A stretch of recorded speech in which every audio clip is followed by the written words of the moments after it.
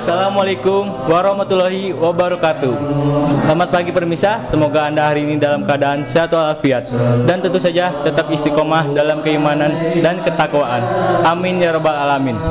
Permisa, saat ini saya sedang berada di Pusdai Jawa Barat dan seperti biasa setiap Rabu pagi pukul 9 hingga pukul 11 bertempat di lantai 2 ruang multimedia. Di Pusdai Jawa Barat ada kajian Rabu pagi dengan materi Al-Quran dan Hadis. Dan pematerinya adalah Kiai Haji Dasuki. Selamat menyaksikan.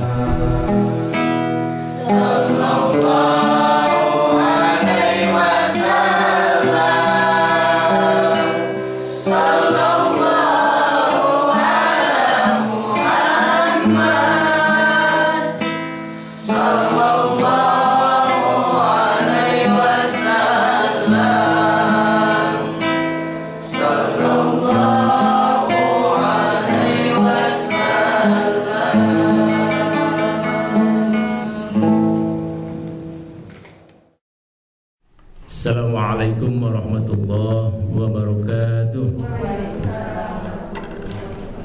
Bismillah, alhamdulillah alladzi ahyal quluba bitarbiyatil ulama wa ahyal islam bi'ulumil ulama wa ahyal ummata binahmatil ulama. Asyhadu an la ilaha illallah wahdahu la syarika lah al-malikul haqqul mubin. Asyhadu anna sayyidana wa nabiyyana Muhammadan abduhu wa rasuluh shadiqul wa'dil amin. Allahumma salli ala sayyidina Muhammad al-fatihi lima ughliqa wal khatimi lima sabaq nasiril haqqi bil haqqi wal hadi ila siratikal mustaqim wa ala alihi haqqa qadrihi wa miqdaril alim. Allahumma salli ala sayyidina Muhammad salatan taj'aluna biha min ahli al-'ilmi zahiran wa batinan wa taghshuruna bi'ibadika as-salihin fi dunyana wa ukhrana wa ala alihi wa sahbihi wa sallim amma ba'd. Alhamdulillah wa syukur ala ni'amillah. Kesempatan pagi yang penuh berkah ini kita ba'da sholat duha. Sudah pada duha Bu ya? Alhamdulillah. Ini kita bisa hadir satu majelis ilmu. Mudah-mudahan langkah-langkah kita, istiqomah kita ini mendapatkan barokah tuntunan dari Allah Subhanahu wa taala untuk senantiasa kita tetap istiqomah ila yaumil akhir nanti, kehidupan kita nanti. Amin ya Allah ya rabbal alamin. Ini ibu-ibu pada sehat semua Bu? Alhamdulillah. Ini udah lama ya, hampir berapa bulan nggak ketemu? Sudah lama sekali. Jadi alhamdulillah ini anggotanya masih tetap kan ya? Anggotanya masih tetap.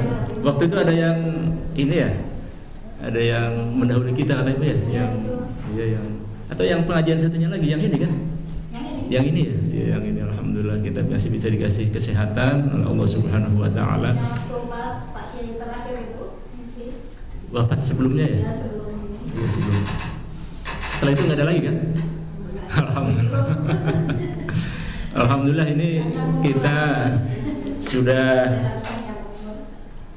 masuk bulan Rajab. Tadi juga Ibu Zubaidah dan ibu-ibu semuanya, Bapak juga ini hadir.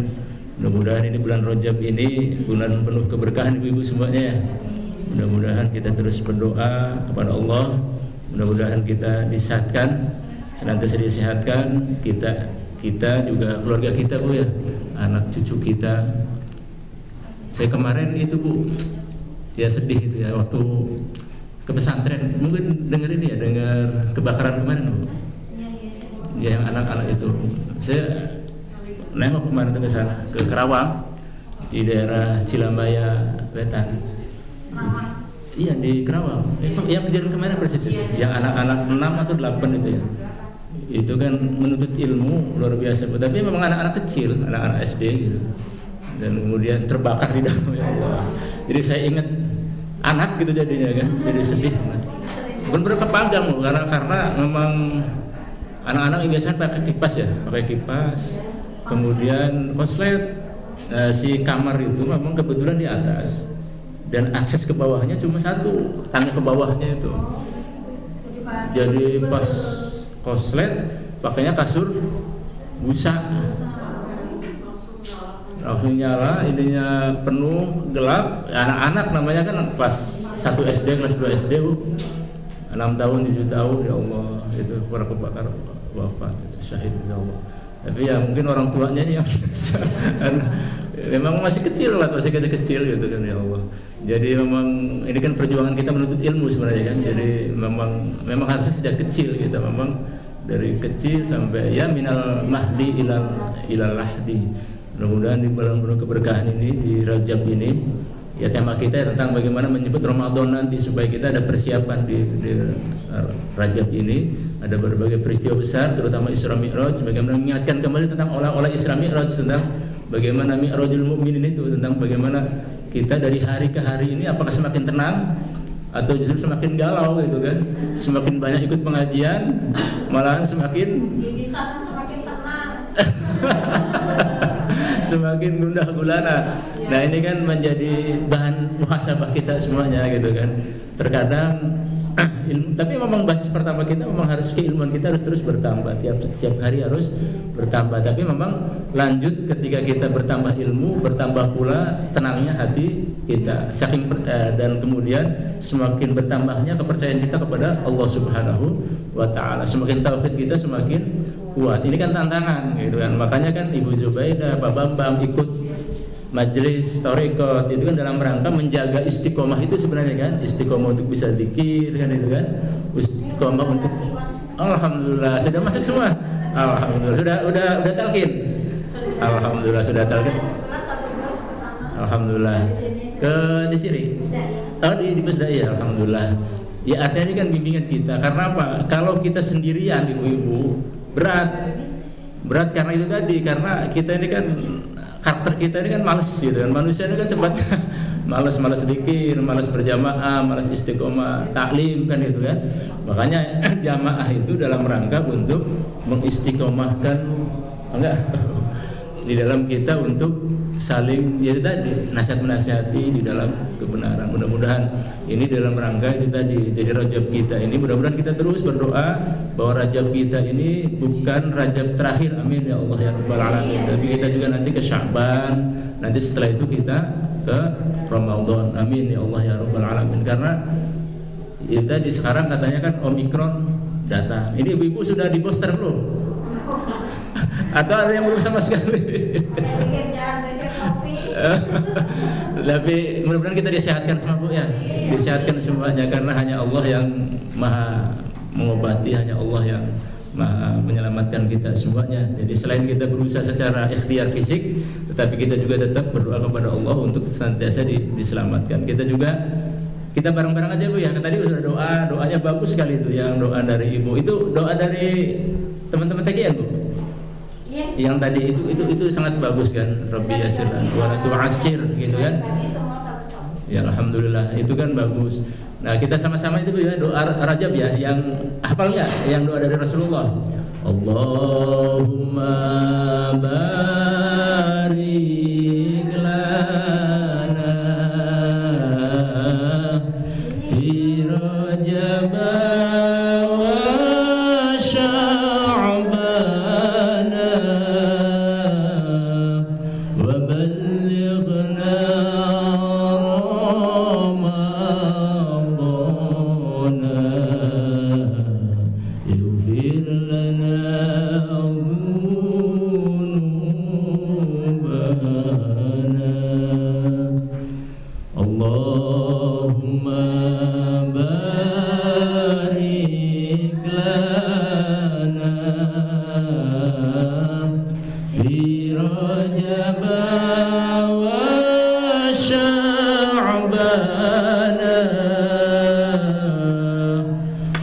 وبلغنا رمضان يسر لنا أمورنا. Sekali lagi Bu. Allahumma barik lana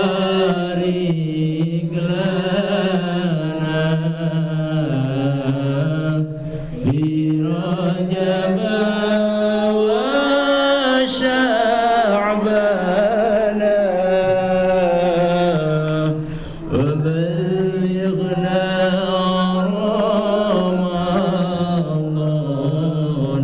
Ramadan wa hasil maqasidana. Itu mah tambahan saja untuk doa kita Bu ya. Yang di awal yang doa dari baginda Rasul tentang Allahumma barik lana fi Rajab wa Sya'ban wa ballighna Ramadan. Ya Allah, berkahilah bulan Rajab dan Sya'ban yang akan kita lalui ini insyaallah, dan kemudian sampaikanlah kita semuanya sampai kepada bulan Ramadan. Amin ya Allah ya rabbal alamin. Kalau tadi yang ighfir lana dzunubana itu kan tambahan saja supaya apa? Untuk kita senantiasa berdoa untuk apa? Untuk meminta ampun atas segala dosa-dosa kita kepada Allah Subhanahu wa taala. Yassir lana umurana tadi juga sudah diindikan ya, sudah diqasidahkan tadi, bagaimana kemudian kita ingin dimudahkan segala urusan kita. Dan yang terakhir yang tadi wahasil maqasidana, terutama maqasid atau maksud-maksud kita dunia maupun akhirat kita, mudah-mudahan kita dikabulkan oleh Allah Subhanahu wa ta'ala. Jadi memang kita ini memang di dalam agama, ibu-ibu, bapak-bapak semuanya memang diperintahkan untuk senantiasa belajar, menuntut ilmu, kewajiban kita. Mudah-mudahan ini alhamdulillah ini kan istiqomah sudah berpuluh tahun Bu ya. Udah puluhan tahun ya? Udah belasan atau tahun berapa ini Bu? 2000 Siapa? Ini majelis duha ini. Ini sekitar mau baru 3 tahun. Tapi kan sebelumnya sudah ini kan sudah Yang tafsir. yang tafsir. Mudah-mudahan ini kita semuanya bisa terus. Itu udah sekitar 5 tahunan. 5 tahun Bu ya. Alhamdulillah ini memang kita diperintahkan dalam agama adalah kun aliman. Jadi mudah-mudahan kita ini memang menjadi orang yang alim, orang yang berilmu kan gitu kan. Karena apa? Karena banyak keterangan mengatakan bahwa orang yang berilmu ini memang posisinya akan diangkat beberapa derajat. Malahan tidurnya orang berilmu dengan ibadahnya orang yang tidak berilmu itu ya mendingan tidurnya orang berilmu. Tapi bukan berarti kemudian kita harus terus tidur, enggak. Tapi maksudnya betapa kemudian memang orang-orang alim ini, orang-orang berilmu yang kita senantiasa ingin mencapai ke sana itu adalah memang mempunyai derajat yang tinggi di sisi Allah Subhanahu wa ta'ala. Karena apa? Bisa jadi ibadah kita rajin tetapi tanpa didasari dengan ilmu. Nah ini memang mudah-mudahan dengan kehadiran kita senantiasa hadir di majelis yang penuh barokah ini kita senantiasa diberkahi di bulan Rajab ini. Mudah-mudahan kita semuanya mendapatkan syafaat baginda Rasulullah SAW, dan kemudian ya, terutama bapak ibu semuanya mudah-mudahan semuanya disehatkan, anak cucunya, ibu bapak semuanya, suaminya, istrinya, dan kemudian anak cucunya menjadi anak yang soleh-solehah, dan kemudian ini bisa semakin dekat kepada Allah Subhanahu wa ta'ala, kehidupan dunianya dimudahkan oleh Allah Subhanahu wa ta'ala. Karena memang semakin kesini ibu-ibu semuanya, bapak-bapak semuanya, ini kelihatannya ini COVID terus menerus ini kan, memang banyak menghantam dari sektor ekonomi. Sektor ekonomi ini mudah-mudahan kita semuanya selain ikhtiar secara lahiriah, kita juga tentu senantiasa mengamalkan riyadhah dari para ulama-ulama kita. Untuk apa? Untuk mempermudah jalan kehidupan kita. Yang dulu pernah kami sampaikan, mungkin masih dilaksanakan Ibu ya. Itu aja sholat, minimal ketika sholat, ketika Rabbighfirli warhamni wajburni warfa'ni warzuqni wahdini wa'afini wa'fu'ani, itu memang terus kita khusyuk untuk berdoanya kepada Allah Subhanahu wa ta'ala gitu kan. Kita seringkali lupa Bu ya, duduk di antara dua sujud ini kan, yang doa sunnah sebenarnya kan, bukan doa yang rukun. Artinya, tetapi doa itu sangat bagus ketika kita ingin itu tadi dimudahkan di dalam berbagai hal di dalam kehidupan ini. Kan semuanya ada di situ, ada berapa Bu? Ada 8 itu kan. Sering kita ulang-ulang karena apa? Memang kita setiap hari sholat, mudah-mudahan kualitas kita semakin bisa lebih baik. Nah, yang kedua, kun aliman au muta'aliman, ya ini kita ini yang senantiasa ingin belajar, muta'alim, menjadi orang-orang yang ingin belajar ilmu terus setiap saat. Untuk apa? Untuk memperbaiki kualitas kedirian kita. Au mustami'an, atau menjadi ya sekedar pendengar saja kan, itu kan senang gitu kan dengerin ilmu. Apalagi sekarang kan tinggal ada kuota Ibu ya, nonton YouTube ya kan, itu kan. Yang penting kalau sekarang kan sebenarnya jalan ilmu itu luar biasa, ini yang dibuka oleh Allah Subhanahu wa ta'ala kan, gitu kan. Tinggal kita modal kuota di YouTube, tinggal browsing di Google, yang penting pinter-pinter nyaring cari ustadznya kan, itu kan. Pinter-pinter nyaring ilmunya. Karena apa? Yang namanya dunia medsos ini Ibu, itu kan apa istilahnya, semuanya ada di situ. Kalau kita tidak punya guru, kalau kita tidak punya pembimbing, murabi, mursyid, ya kita akan cenderung kemudian ya itu tadi banyak diombang-ambingkan oleh kondisi. Karena itu tadi, karena kita tidak pernah tahu kan mana yang benar, mana hak yang batil. Berdasarkan persangkaan kita saja kan. Ternyata apa? Memprovokasi kan, itu kan.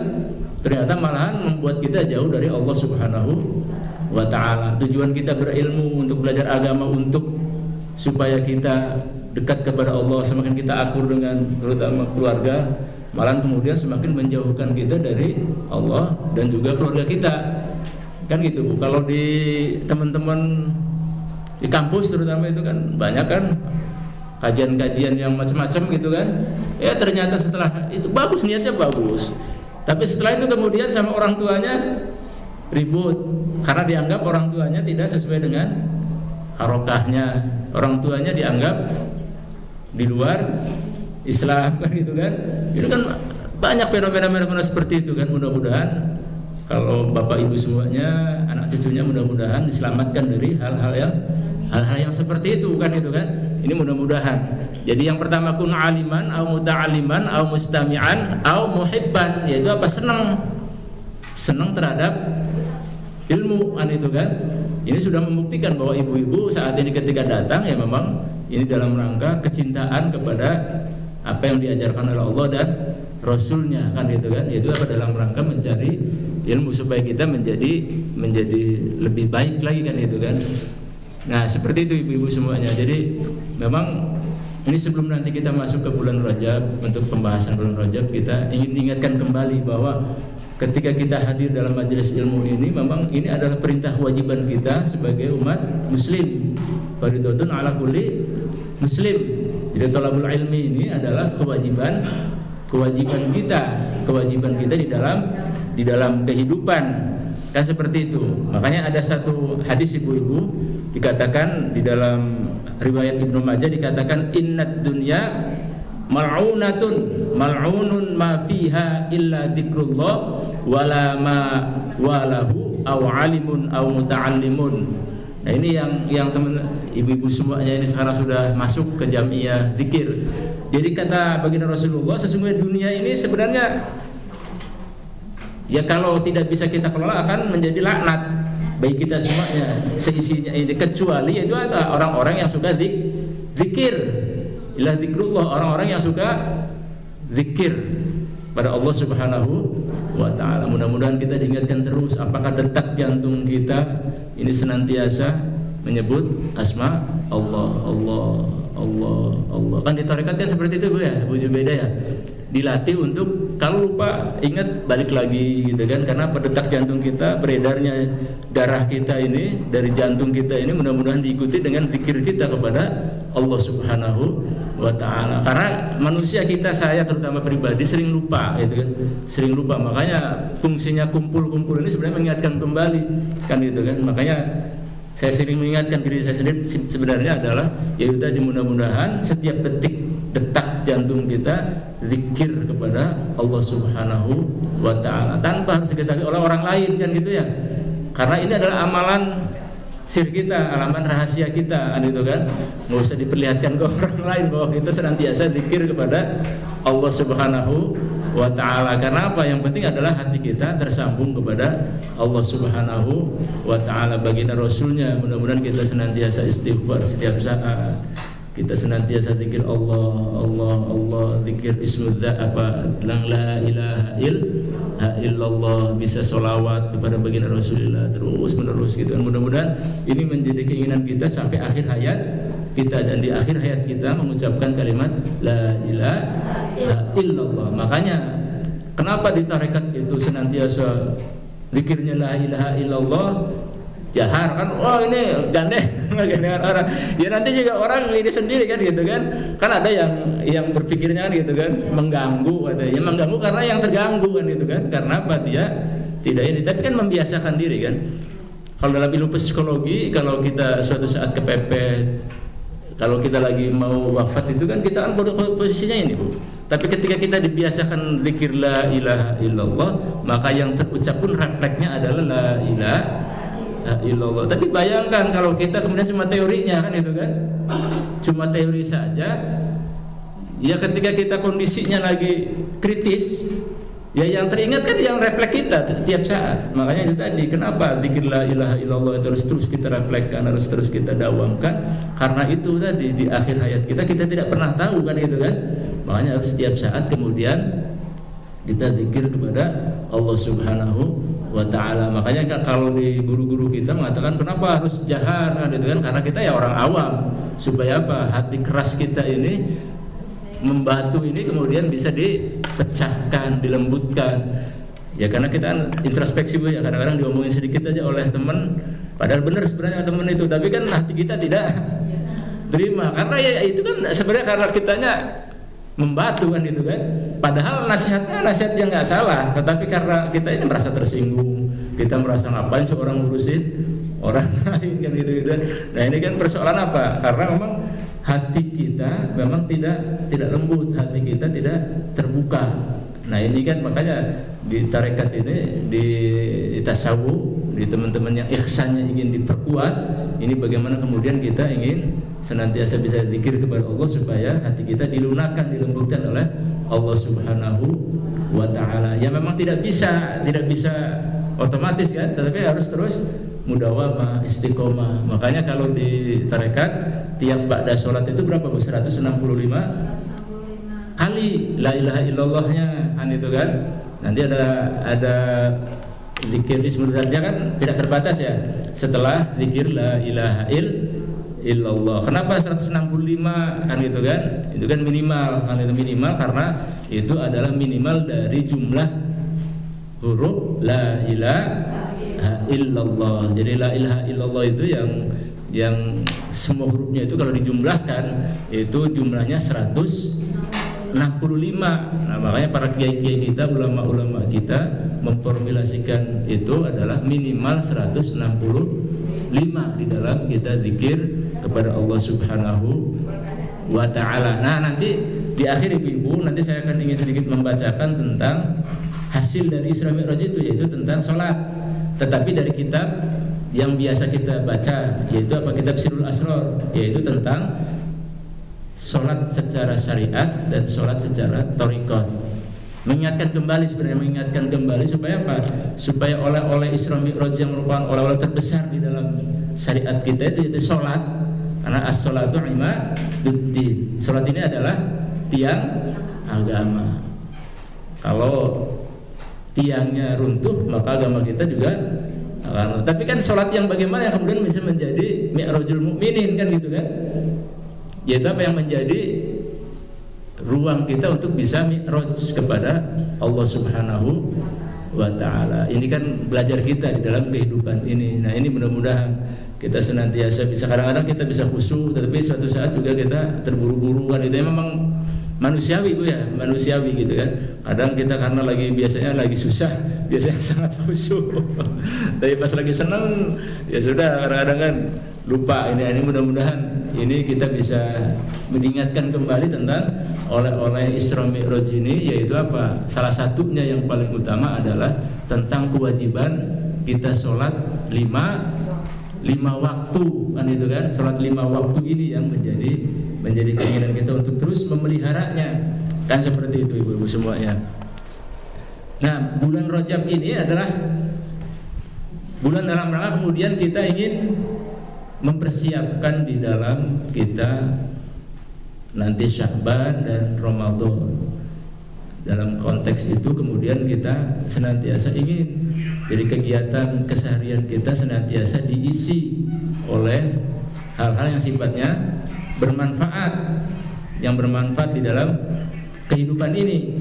Makanya para ulama biasanya gini Bu, para ulama biasa mengatakan bahwa di dalam kehidupan ini ada 3 keilmuan yang harus kita pelajari, wajib sebenarnya Bu. Yang pertama itu ini nanti terkait dengan iman Islam kita. Yang pertama adalah al-ilmu alladzi yusahhihu al-aqidah. Ini wajib ini Bu. Yaitu apa? Ilmu yang berguna untuk memperbaiki akidah kita, tauhid kita. Ini kewajiban kita di dalam memperkuat iman kita. Ini wajib kita mencari gitu kan. Mencari tentang bagaimana bertauhid secara benar, berakidah secara benar. Nah, ini ilmunya adalah ilmu tentang ilmu akidah, ilmu tauhid. Al-ilmu alladzi yusahhihu al-aqidah. Nah, yang kedua adalah al-ilmu alladzi yusahhihul ibadah. Yaitu apa? Ilmu untuk memperbaiki ibadah kita. Fikih dalam bahasa keseharian ini harus belajar fikih toharo, apalagi ibu-ibu ya. Fikih tentang nanti ke anak-anak kita yang terutama yang perempuan itu tentang haid, tentang darah, kan itu kan. Fikih tentang bersuci, fikih tentang sholat, kan seperti itu. Ini menjadi ya kewajiban ibu bapak semuanya untuk nanti mengingatkan anak-anak untuk belajar kewajiban itu kan, kewajiban tentang apa yang menjadi keinginan kita untuk memperbaiki ibadah kita, yaitu di dalam bab toharo, bab ibadah, bab tentang rukun Islam, kan itu kan harus perbaiki itunya. Nah, yang ketiga adalah ini juga kewajiban sebenarnya, yaitu apa? Al-ilmu alladzi yuslihul qalba, yaitu apa? Ilmu yang digunakan untuk memperbaiki hati kita. Jadi kan urut-urutannya kan iman, Islam, ihsan. Jadi itu juga 3 keilmuan kan yang harus kemudian kita itu kan tadi. Makanya kan gini, kenapa sih ikut-ikutan tarekat padahal masih muda kan gitu kan. Kalau ibu-ibu mungkin masih muda atau sudah ini kan biasanya gini, masih muda katanya masih ikut-ikutan. Kalau ibu-ibu kan masih muda nih, ini kenapa apa ikut-ikutan tarekat kan gitu kan. Padahal kan tarekat kan al-ilmu yusahihu al-qalba, yaitu apa? Untuk memperbaiki hati kita kan itu kan, batin kita. Kapan lagi kan itu kan, nyampe nunggu kapan kan itu kan. Padahal itu adalah bagian daripada menyempurnakan agama kita. Yang pertama adalah menyempurnakan akidah kita, yang kedua adalah peribadatan kita, yang ketiga adalah apa itu? Yaitu hati kita. Nah, jadi kalau kemudian 3 ilmu ini tidak kita jalankan, ya kita akan celaka dunia akhirat kita kan Ibu. Mudah-mudahan ini di Rabu yang penuh berkah ini diingatkan kembali tentang bagaimana kemudian kita mudah-mudahan nanti Ramadan kita ini semakin naik. Nah, itu tadi keinginan kita memang di bulan Rajab yang penuh dengan keagungan ini. Jadi Rajab itu katanya dari kata at-tarjih, yang artinya at-ta'lim, yaitu apa? Pengagungan, pengagungan kita menuju kepada apa? Menuju kepada nanti bulan-bulan selanjutnya, yaitu bulan-bulan yang ingin kita nantikan, yang nanti bulan suci Ramadan, yaitu apa? Bulan ketika kita ingin beribadah secara lebih maksimal kan gitu Bu ya. Karena apa? Bulan Ramadan ini kan kita seringkali banyak dimudahkan di dalam beribadah. Karena apa? Kita berjamaah ibadahnya. Tapi kalau di luar Ramadan biasanya kita agak sulit, bukan agak sulit lagi, memang agak berat. Kalau bulan Ramadan kan puasa itu kan jangankan ustadz gitu kan, anak-anak saja pada pada saum kan itu kan. Tapi setelah itu di luar Ramadan, jangankan para ustadznya untuk sunnah juga kan berat itu kan, apalagi anak-anak kan gitu. Karena apa? Memang karena lingkungan yang mendukung. Ketika lingkungan mendukung, ya insya Allah kita akan dimudahkan oleh Allah Subhanahu wa Ta'ala kan gitu kan. Nah, ketika kita baca kitabnya Syekh Abdul Qadir Jailani mengatakan bahwa Rajab itu dari 3 huruf di kitab Al-Ghunyah itu ibu-ibu. Yang pertama itu huruf Ro. Ini Rajab itu katanya huruf Ro itu pertama adalah rahmatullah, yaitu apa? Bulan yang penuh rahmat. Ya sejatinya rahmat Allah senantiasa ada di dalam setiap saat kita, di dalam detik-detik kita. Tetapi bulan Rajab ini adalah punya keistimewaan di dalam kemudian menyambut rahmat Allah nanti setelah ada bulan Sya'ban dan bulan Ramadan. Yang kedua adalah huruf apa Bu? Rajab itu yang kedua hurufnya apa? Rajab. Jim, ya jim. Nah kata Syekh Abdul Qadir, jim itu judullah, yaitu apa? Kemurahan atau kemudahan dari Allah Subhanahu wa Ta'ala. Mudah-mudahan di bulan Rajab ini kita dimudahkan untuk mendapatkan kemurahan limpahan kemurahan dari Allah Subhanahu wa Ta'ala menuju kepada nanti bulan Sya'ban dan kemudian juga sampai kepada bulan apa? Bulan Ramadan. Nah, yang terakhir huruf Rajab, ba, yaitu apa? Birrullah. Al-bir itu artinya kebaikan. Jadi birrullah itu adalah betapa melimpahnya kebaikan-kebaikan yang Allah berikan kepada kita di bulan Rajab ini. Mudah-mudahan kita di bulan Rajab ini semakin memperbanyak ibadah-ibadah kita, saum kita, zikir kita, sholat sunnah kita, supaya apa? Nanti pas nyampe ke bulan puasa, bulan saum, bulan Ramadan, kita sudah tidak kaget kan gitu kan, karena kita sudah biasa kan gitu kan. Mudah-mudahan itu tadi, karena Rajab ini kata para ulama dikatakan Rajab itu syahruz zar'i, yaitu bulan untuk menanam fondasi kita di dalam nanti sampai ke bulan Ramadan. Jadi Rajab itu adalah syahruz zar'i wa Sya'ban syahruz sakki, yaitu nah Sya'ban nanti adalah bulan kita menyiraminya apa yang sudah kita tanam. Fondasinya kita di bulan Rajab ini. Kalau Rajabnya kita tidak pernah menanam sesuatu, ya nanti bulan puasa agak berat nanti ya kan gitu kan. Bulan Ramadannya nanti berat. Makanya Rajab ini adalah kata ulama mengatakan Rajab itu adalah syahruz zar'i, yang Sya'ban adalah syahruz sakki, wa Ramadan syahrul hasad. Ramadan itu adalah bulan panennya nanti. Panen di dalam kita mendapatkan banyak pahala dari Allah Subhanahu wa Ta'ala. Nah, momen Isra Mi'raj ini sebenarnya ya ini kan ukurannya kan memang kalau kita kaji pasti adalah ukurannya adalah iman kan itu kan. Karena dari Masjidil Haram ke Masjidil Aqsa itu berapa kilo Bu? Oh pernah ke ini nggak? Pernah tur ke ini nggak, ke Bethlehem, ke Palestina? Umroh kan biasanya umroh kan ada paket ke situ ya. Umroh kan biasanya kan ada paket ke Al-Aqsa kan. Itu kan sekitar 1.500 kilo. 1.500 kilo itu dari mana ke mana Bu? Dari sini ke Papua ada nggak? Ya, sekitar dari sini udah jauh kan gitu kan, jauh banget, 1.500 kilo. Itu kan dalam waktu 1 malam kurang kan gitu kan. Dari Masjidil Haram ke Masjidil Aqsa, kemudian naik ke Sidratul Muntaha. Makanya ketika kejadian Isra Mi'raj ini kan terbelah orang, ya maksudnya terbelah apa?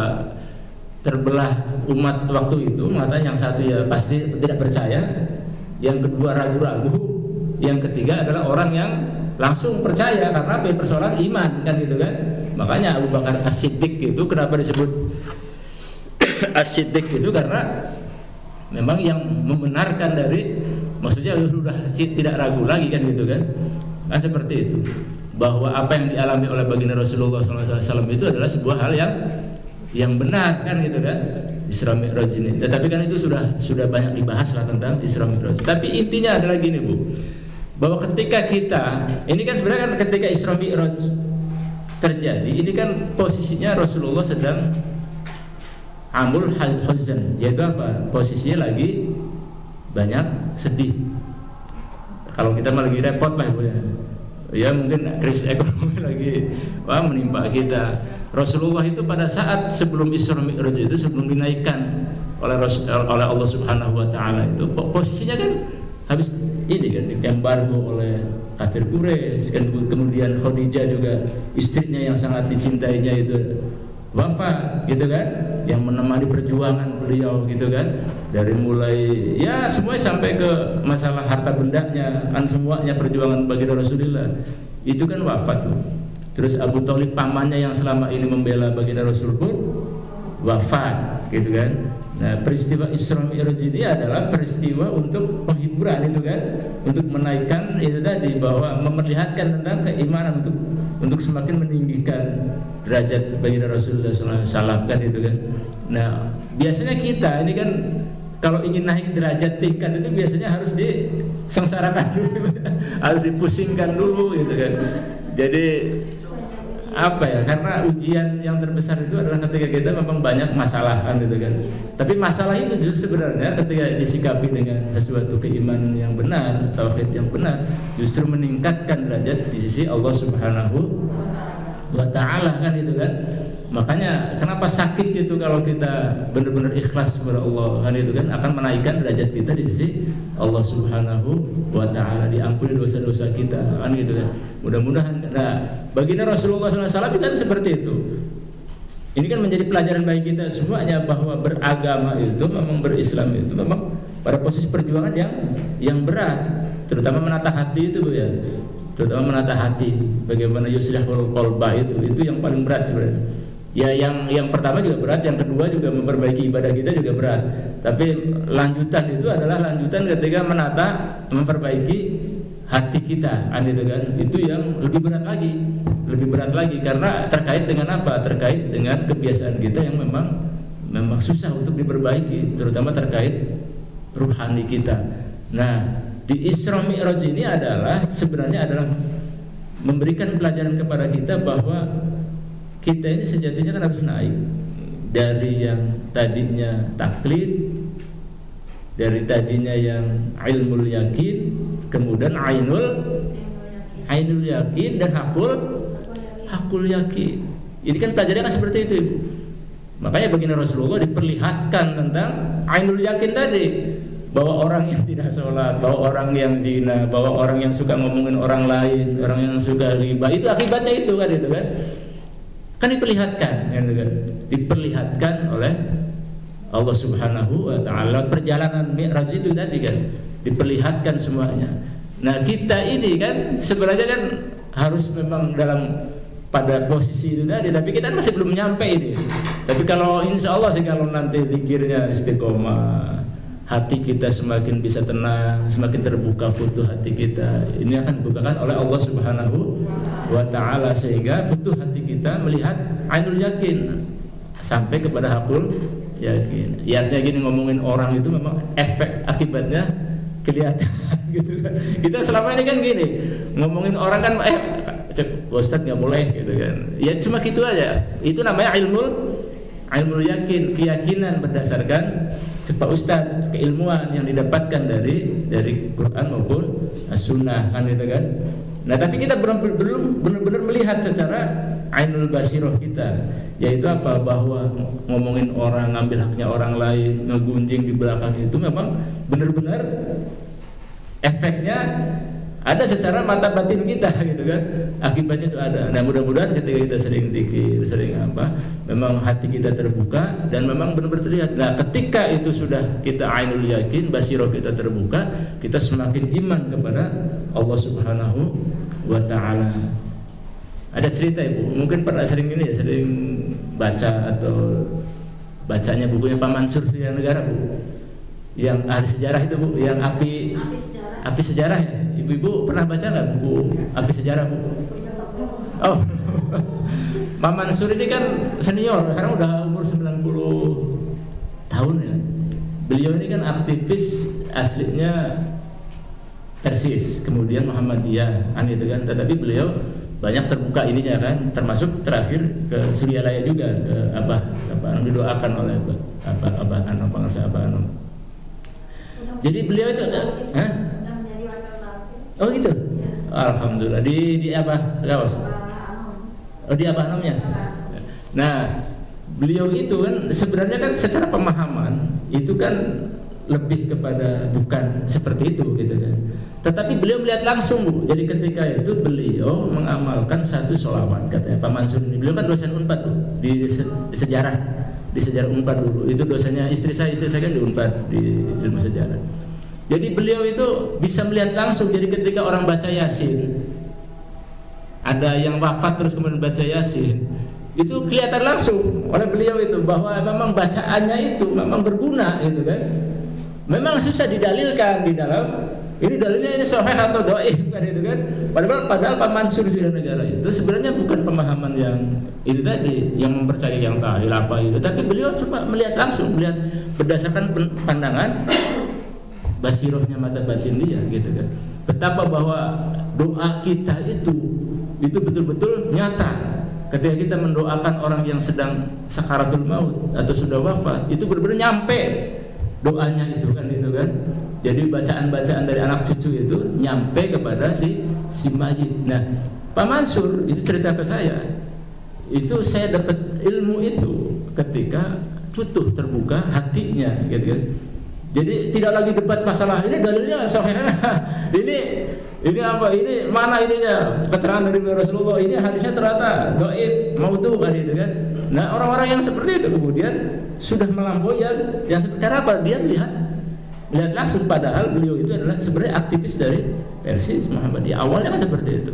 Tetapi karena beliau dibukakan hatinya oleh Allah Subhanahu wa taala, waktu itu katanya sih mengamalkan satu selawat, namanya selawat Fatih. Selawat Fatih dari, kalau pengakuan ke saya itu adalah selawat Fatih yang dari Habib Syarif Assalam. Yang Assalam yang di Sasak Kantung itu, Bu. Yang Al-Fatihi lima ughliqa wal khatimi lima sabaqa nasiril haqqi bil haqqi wal hadi ila siratikal mustaqim wa ala ali haqqa qadrihi wa miqdarihil azim. Tapi jalan untuk futuh kita macam-macam gitu, Bu. Itu Pak Profesor Mansur itu dari sholawat itu. Jadi ketika dikasih sholawat itu kan Al-Fatihi lima ughliqa kan artinya apa, Bu? Bahwa Rasulullah itu Al-Fatih. Al-Fatih itu apa? Yang pembuka segala yang tertutup. Awalnya semesta ini kan gelap gulita, tidak ada cahaya nur. Baru kemudian diciptakan Nur Muhammad baginda Rasulullah SAW yang kemudian tadinya tertutup kemudian terbuka, semesta menjadi terang. Oleh apa? Oleh Nur Muhammad kan gitu kan. Makanya Al-Fatihi lima ughliqa. Jadi kalau di kita barokahnya adalah apa? Untuk membuka hijab-hijab gelap di dalam diri kita. Karena itu kan dosa kita, maksiat ini kan numpuk begitu banyak. Makanya Al-Fatihi lima ughliq wal khatimi lima sabaqo, yang menutup segala yang awal. Karena baginda Rasulullah adalah nabi penutup, karena menutup kenabian dan kerasulan kan gitu kan. Wal khatimi lima sabaq nasiril haqqi bil haqqi, jadi menolong agama Allah dengan kebenaran. Jadi kalau kita kan bisa jadi menolong agama Allah tapi dengan cara yang tidak benar kan gitu kan. Nah, al-haq bil haq. Nah, ini contoh cerita tentang bagaimana kemudian keinginan kita bahwa pelajaran dari Isra Mi'raj ini adalah dalam tarekat itu sebenarnya, yaitu apa? Makom kita naik menuju kepada Allah Subhanahu wa ta'ala. Makanya nanti di pelajaran tarekat, nanti di Zubaidah, di Abah gitu kan, nanti sebenarnya nanti ada, setelah kita zikir nanti kita belajar tentang makomat, yaitu apa? Bagaimana makom itu ini, Bu. Kalau kita station apa? Terminal pemberhentian. Ya, kalau makom awal kita kan makom taubat gitu kan. Taubat itu kan adalah pemberhentian kita. Jadi kita memang sudah makomnya taubat, tapi makom taubat kita aja berat gitu kan. Padahal taubat itu adalah makom pertama di dalam kita menuju kepada Allah Subhanahu wa ta'ala. Karena apa? Kita ini kan beratnya karena belum taubat bener aja kan gitu kan. Jadi masih dibebani oleh yaitu tadi prasangka-prasangka kita kepada yang lain, kepada tetangga kita. Ya itu tadi yuslihul qalba ini yang paling berat gitu kan. Kalau memperbanyak sholat apa mungkin bisa aja kan, memperbanyak sholat sunnah, memperbanyak puasa sunnah. Tapi ketika masuk ke wilayah memperbaiki hati, memperbaiki ruhani kita, ini yang agak berat. Karena itu yang harus dibimbing oleh guru-guru kita. Karena guru-guru kita ini kan seperti dokter, jadi dokter ruhani. Guru-guru kita, mursyid-mursyid kita yang memang fungsinya adalah sebagai apa? Tibur ruhani, yaitu apa? Sebagai dokter ruhani kita. Kalau di dalam kehidupan fisik kita butuh dokter untuk memperbaiki penyakit-penyakit kita, makanya ruhani kita pun ya harus diperbaiki atau diobati oleh orang-orang yang menjadi dokter ruhani. Dokter ruhani itu maksudnya mursyid itu, maksudnya gitu Ibu. Kan seperti itu kan, yang guru kita itu. Nah, tapi kan ada sebagian besar memang tidak mau, ya udahlah yang penting sendiri saja mengobatinya, yang mangga. Itu kan pilihan masing-masing kan gitu, dengan resikonya masing-masing seperti itu. Tapi mudah-mudahan ketika kita bisa bergabung dengan jamaah apapun gitu kan, mau tarekat Qadiriyah Naqsabandiyah, ada Sadiliyah, ada apa lagi Bu?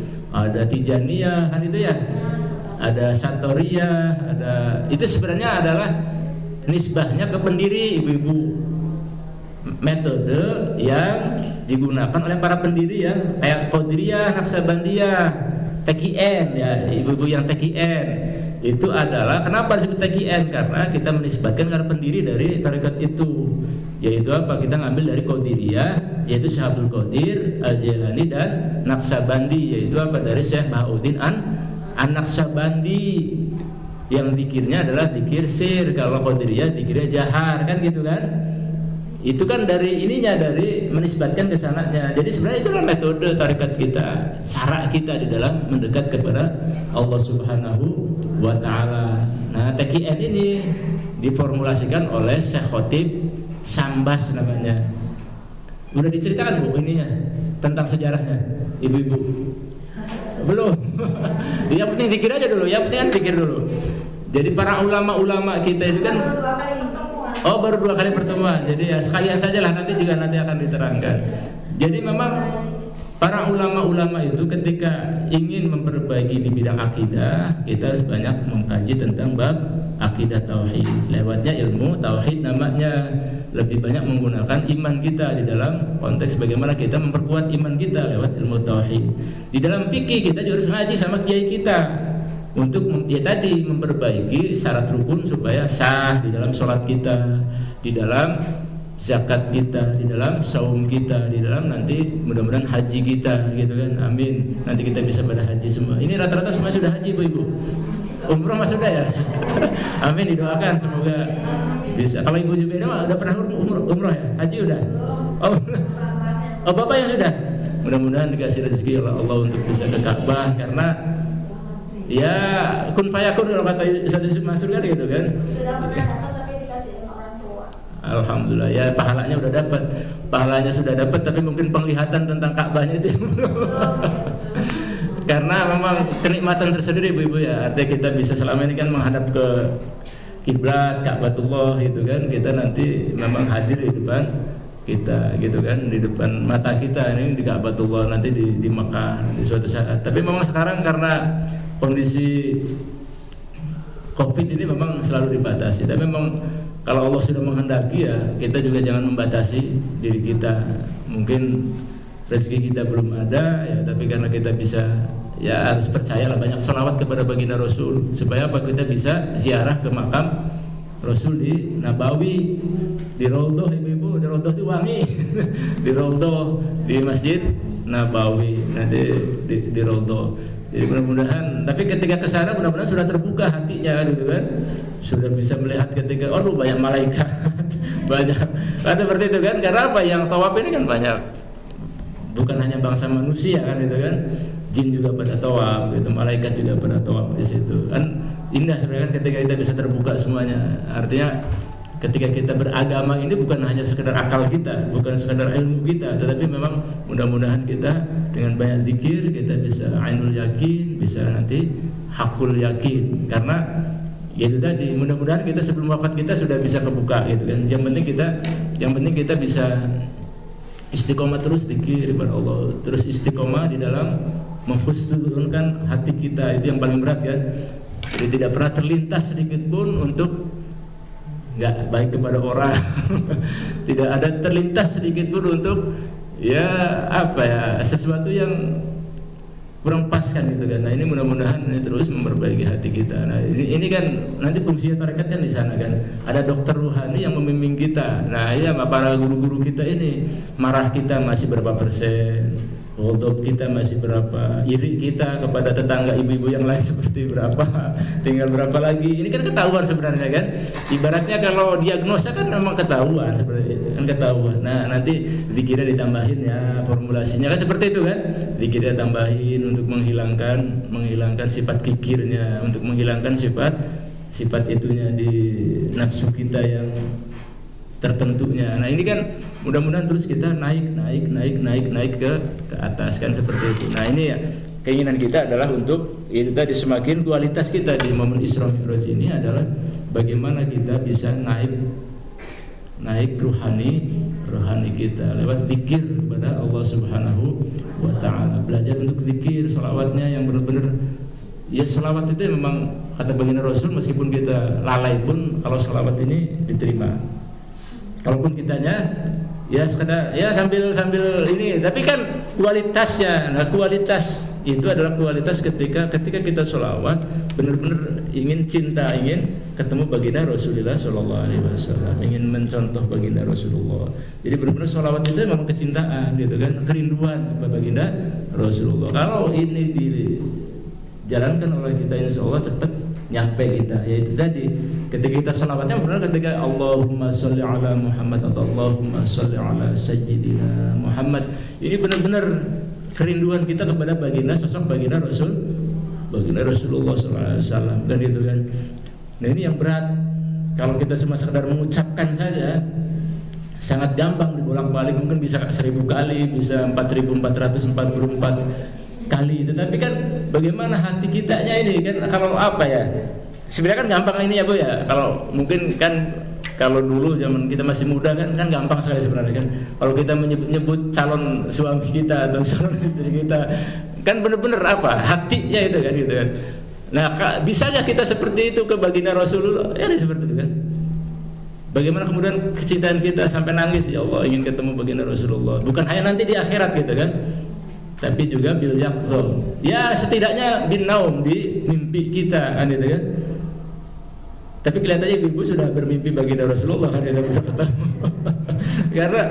karena keinginan kita sebelum wafat kita ada minimal mimpi ketemu baginda Rasulullah Shallallahu Alaihi Wasallam. Makanya harus banyak membaca sholawat. Tapi betul sholawatnya yang benar-benar kita, kecintaan kita kepada baginda Rasulullah. Bagaimana baginda Rasulullah mau nemuin kita, orang kitanya ya sholawatnya bukan karena kecintaan, kerinduan, tapi sekedar membaca saja kan gitu kan. Nah ini yang mudah-mudahan kita kualitas kita ingin semakin bisa lebih mampu masuk ke wilayah-wilayah yang sifatnya lebih batiniah, yaitu apa, baginda Rasulullah sebagai apa, sebagai wasilah kita, sebagai perantara kita menuju kepada Allah Subhanahu wa taala. Karena apa, baginda Rasulullah itu adalah yang insan kamil, makhluk paling sempurna. Kita harus percaya itu kan Bu ya. Dan itu yang kemudian menjadi keinginan kita. Makanya kita harus banyak sholawat itu sebenarnya di sana. Makanya kan gini, kalau kata baginda Rasulullah, kalau ada nama baginda Rasulullah terus kemudian kita kayak baginda Rasulullah Sallallahu Alaihi Wasallam, Rasulullah Muhammad, nah kita diem saja. Gitu kalau kata baginda Rasulullah seperti ya orang kikir gitu kan, pelit gitu. Ini seperti itu kan. Makanya kalau ada nama Rasulullah disebut, kita harus bersolawat minimal di hati kita. Itu memang tuntunan dari baginda Rasulullah. Karena apa, nanti jangan sampai dituduh nanti suatu saat kamu pelit banget ketika baginda Rasulullah itu disebut namanya kemudian tidak membaca selawat kepada baginda Rasulullah Sallallahu Alaihi Wasallam. Karena memang selawat ini pun luar biasa, banyak sekali faidahnya. Ulama-ulama kita ini kan sudah mengkompilasi puluhan, mungkin ratusan tentang fadilah dari kita bersolat kepada baginda Rasulullah Sallallahu Alaihi Wasallam. Ini nanti sebelum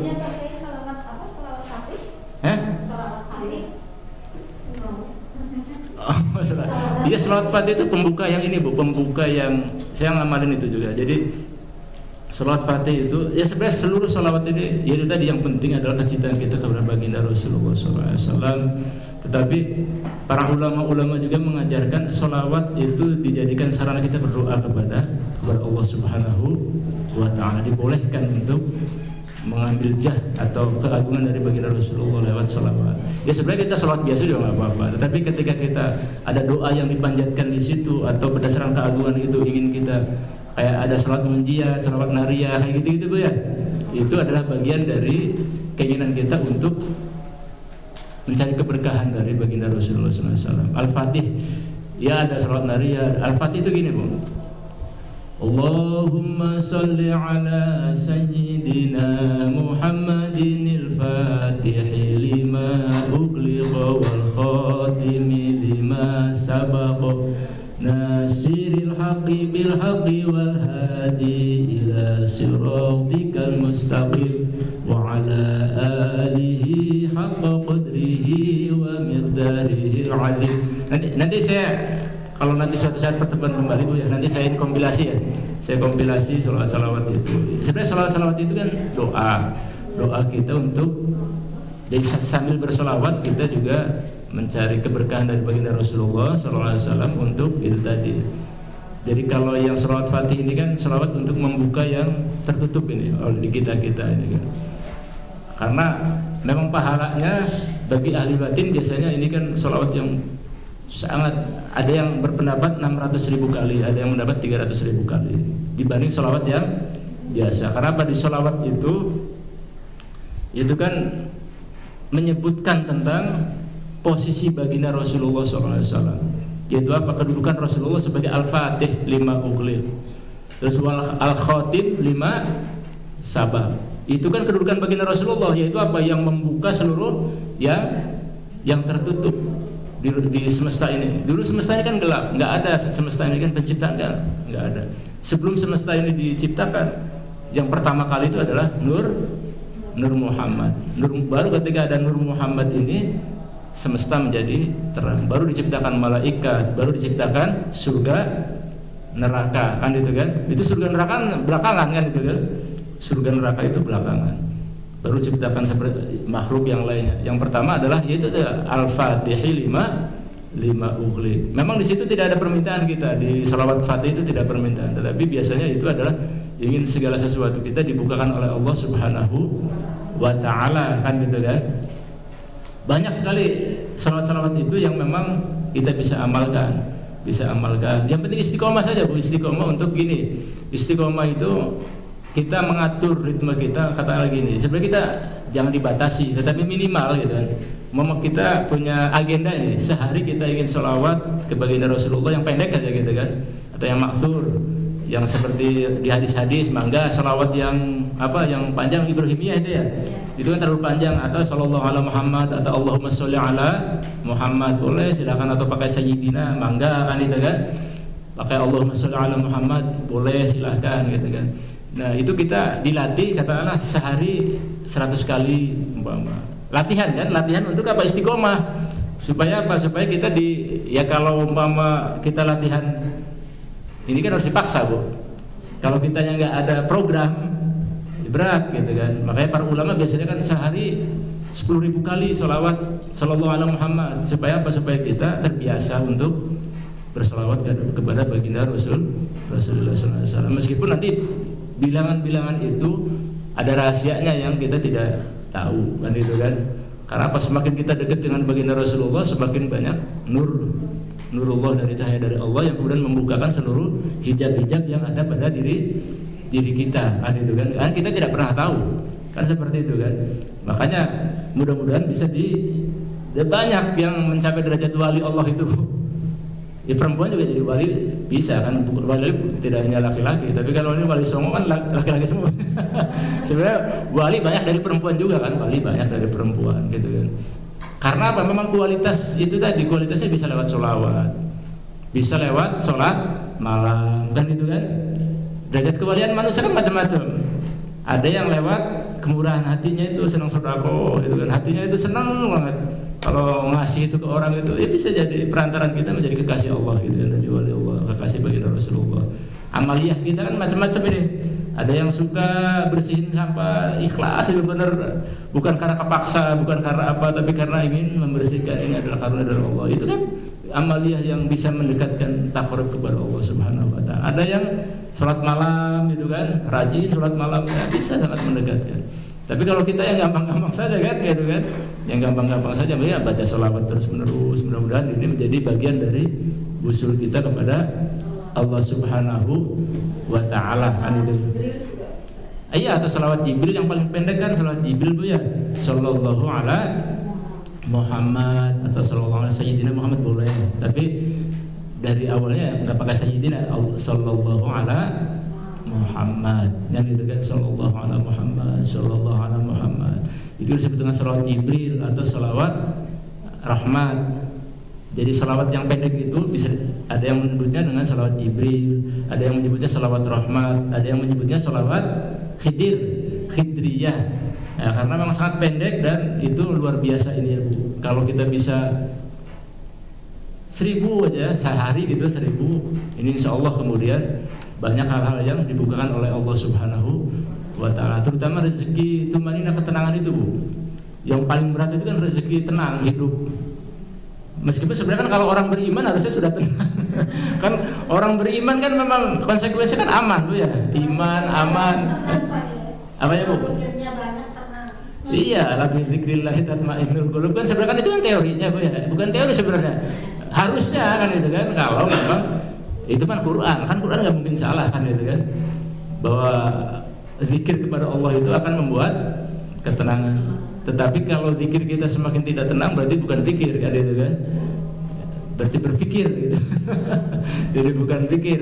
Nah, mudah-mudahan ini menjadi keinginan kita supaya kita semakin kualitas kita naik ke hadapan Allah Subhanahu wa taala. Nah, ini mudah-mudahan pertemuan yang singkat ini tadi saya mau membacakan hasil dari oleh sholat itu Bu. Atau ini aja ya? Enggak apa-apa ya? Berapa jam lagi Bu? Berapa menit lagi? Setengah jam lagi. Oh iya, masih lama lah. Ya. ini kitab ini Bu, kitab Sirul Asror. Ini Sirul Asror yang Ibu Zubaidah juga sering bawa ya. Sering jual gitu kan. Ini mengingatkan kembali kepada kita bahwa oleh sholat itu adalah bagian dari kita untuk naik. Tetapi nanti ini tafsirnya, nanti tafsir terhadap beberapa ayatnya. Ini tafsirnya nama tafsir Isyari. Jadi Syaikhul Qadir Jailani karena tasawuf tafsirnya ihsan. Tafsirnya adalah tafsir yang seringkali agak berbeda dengan umum. Tapi tidak melanggar dari apa yang disyariatkan kan gitu kan. Tetapi menjadi kalau dalam bahasa ilmu tafsir nanti disebut dengan takwil kan gitu kan. Namanya tafsir isyari. Jadi apa? Mengambil isyarat dari bunyi ayat. Karena ayat Al-Qur'an kan lapisannya kan banyak Bu. Kalau pengertian di tafsir yang biasanya kan tafsir bil ma'sur namanya, berdasarkan riwayat, atau tafsir berdasarkan bil ra'yi dengan akal, kan ada juga kan dengan pikiran kan itu kan. Ada juga yang macam-macam lah metode tafsir. Nah, ada yang bil isyari. Nah, kita bahas yang pasal ke-14 ini Bu, tentang pasal ke-14 ini. Tentang sholat kita ini, mudah-mudahan diingatkan kembali di momen Isra Mi'raj ini untuk mengingatkan tentang sholat kita. Fa amma sholatus syariah, nah adapun yang disebut sholat syariat. Nah, ini Syaikhul Qadir Jailani menyebut ada sholat syariat, ada sholat tarekat, sholat hakikat, dan gitu kan. Meskipun itu sebenarnya adalah bagian dari Syaikhul Qadir Jailani untuk menjelaskan tentang kualitas saja sebenarnya. Kalau bahasa umum apa istilahnya, semakin khusyuk kita maksudnya gitu kan. Tetapi ini disebut dengan sholat syariat dan sholat hakikat atau tarekat. Jadi amma sholatus syariah faqad ulimat bihadhil ayat. Biasanya diketahui oleh ayat berikut yang sering kita hafal itu Bu. Hafidhu 'alas sholawatil Hafidhu 'alas sholawat was sholatil wusta, ya kan? Itu apa di Al-Baqarah 238, nanti dicek tuh. Di 238. Hafidhu 'alas sholawat. Yaitu apa? Peliharalah sholat-sholat kita semuanya, untuk senantiasa memelihara sholat 5 waktu, Bu. Jadi di ayat ini disebutkan hafidhu 'alas sholawat. Ini yang dimaksud dengan as-sholawat di sini adalah sholat-sholat yang zuhiriyah, sholawat syariat. Kata Syaikhul Qadir Al-Jilani, wal muradu minha arkanul jawarihid dhahirah. Jadi yang dimaksud dengan sholat tersebut, sholat yang syariat itu adalah yang mengandung rukun-rukun sholat secara lahiriah, zahirnya, yaitu apa? Berupa biharokatil jasmaniyah, seperti qiyam, qiraat kita membaca Fatihah, ruku, sujud, wal qunut, was-sauti wal alfad. Jadi itulah yang disebut dengan sholat syariat. Itu apa? Sholat-sholat kita yang biasa 5 waktu itu. Itu apa? Sholat yang harus kita jaga. Itu di Al-Baqarah ayat 238. Nah ini yaitu apa? Memelihara sholat-sholat kita. Hafidhu. Nah di sini bentuknya jamak, yaitu apa? Supaya kita memelihara sholat kita semuanya yang 5 waktu itu. Nah baru yang kedua, wa ammas sholatut thariqah, dan adapun disebut dengan sholat thariqah, ini kata beliau lanjutan dari ayat tadi, Bu, was sholatil wusta. Kalau di tafsir biasa, kalau di kitab pengajian, sholat wusta itu apa, Bu? Sholat asar, ya. Jadi yang dimaksud sholat wusta itu sholat asar. Ini biasanya keterangan tafsirnya juga berdasarkan hadis. Jadi yang dimaksud wusta itu adalah sholat asar. Biasanya kan menafsirnya kan seperti itu. Jadi kalau lengkapnya gini, Bu, hafidhu 'alas sholawat was sholatil wusta. Peliharalah sholat-sholat kalian dan sholat wusta. Sholat wusta itu para ahli tafsir berdasarkan berbagai keterangan hadis dikatakan al-wusta itu adalah sholat asar. Tetapi Syekh Abdul Qadir Jailani, sholat wusta itu bukan sholat asar, Bu. Ya karena tafsirnya namanya tafsir isyari. Nah, apa yang disebut wusta itu? Kalau kita kan wusta itu kan tengah, yang tertinggi. Apa ya? Kenapa asar? Karena apa? Asar itu dianggap sholat yang ada yang mengatakan karena di tengah-tengah, yaitu pada tengah-tengah antara subuh sampai isya, ya kan? Kan sholat kita 5 waktu, berarti tengah-tengahnya apa? Kan asar gitu kan. Ada yang mengartikan seperti itu. Karena apa? Berarti kan subuh, zuhur, asar. Nah gitu. Ada yang mengatakan wusta itu karena ketinggian apa? Karena mempunyai derajat yang tinggi, derajat terbaik. Sholat asar itu karena apa? Sholat asar itu kan akhir ya, akhir dari hari itu kan. Biasanya malas gitu kan, orang setelah bekerja biasanya kemudian capek. Ya puncaknya itu karena apa? Karena banyak yang meninggalkan sholat asar itu karena apa? Setelah perniagaan kan, setelah bisnis, setelah macam-macam, kemudian sering melalaikan. Makanya diperingatkan oleh Allah gitu kan. Seringkali ini kan lupa orang karena apa? Ya sudah capek kan itu kan, sudah capek sore kan itu kan. Nah ini makanya disebut dengan sholat wusta, untuk kita harus jaga selain sholat-sholat yang lain. Nah tetapi di kitab ini Syekh Abdul Qadir mengatakan yang dimaksud sholat wusta itu adalah wal muradu minas sholatil wusta sholatul qalbi, yaitu sholat hati.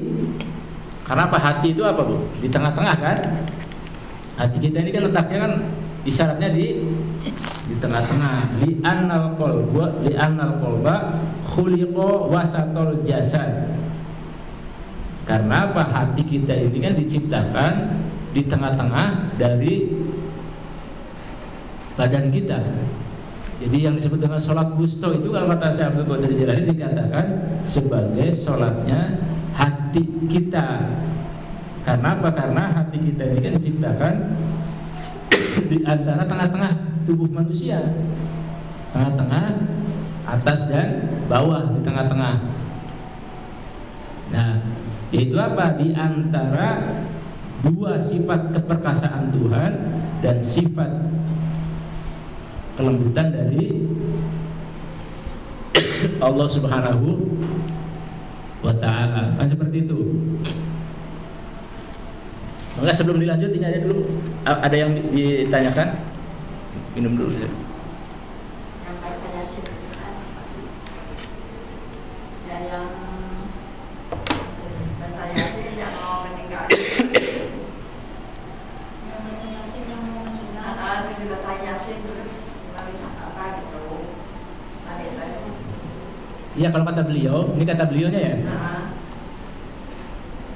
Ini seperti dapat kiriman, seperti dapat apa ya, cahaya gitu. Ini kata beliaunya. Ini kan berdasarkan pengalaman langsung. Jadi seperti dikasih makan, dikasih. Tapi kan memang ruhani kan.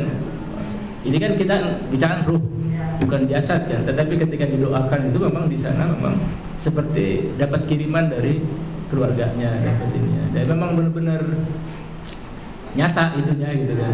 Jadi memang benar-benar nyata. Tapi kalau di ini mana dalilnya? Mana ininya?